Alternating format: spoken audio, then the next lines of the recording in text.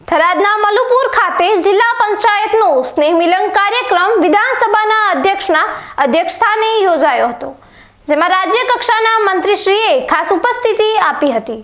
આ પ્રસંગે વાવ અને થરાદ જિલ્લાના વિકાસ અંગે મહત્વપૂર્ણ જાહેરાતો કરવામાં આવી હતી।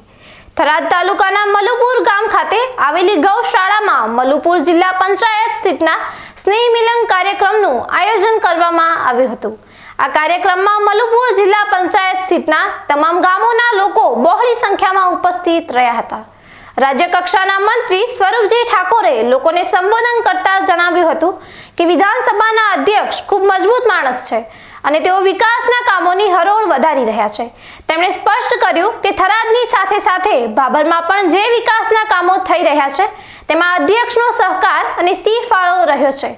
તેમણે મહત્વની જાહેરાત કરતા જણાવ્યું કે આવનારા સમયમાં વાવ અને થરાદ જિલ્લામાં ખાદીના સ્ટોલ અને ઉદ્યોગોની સ્થાપના કરવામાં આવશે, જેથી આ વિસ્તારને વિકાસની નવી દ્રષ્ટિ મળશે।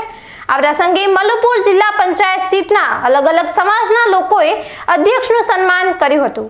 ગૌશાળાના ટ્રસ્ટીઓ દ્વારા પણ સાફો ઓઢાડીને અધ્યક્ષનું સન્માન કરવામાં આવ્યું હતું।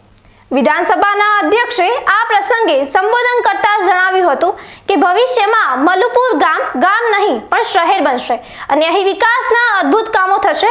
તેમણે જાહેરાત કરી કે નવી શૈક્ષણિક સંસ્થાઓ આવશે, જેના કારણે વિદ્યાર્થીઓને અભ્યાસ માટે બહાર જવું નહીં પડે અને તમામ સુવિધાઓ થરાદના આંગણે મળી રહેશે।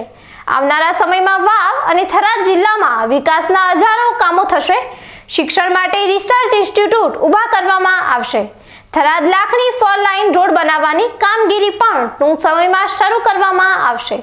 અધ્યક્ષે વિશ્વાસ વ્યક્ત કર્યો હતો કે 2 વર્ષ પછી જે માણસ થરાદમાં આવશે તે થરાદનો નકશો ભૂલી જશે અને તેને નવાઈ લાગશે। તેમણે ઉમેર્યું હતું કે આ આવતી પેઢીને આગળ લાવવા માટે આ કાર્ય કરવામાં આવી રહ્યું છે।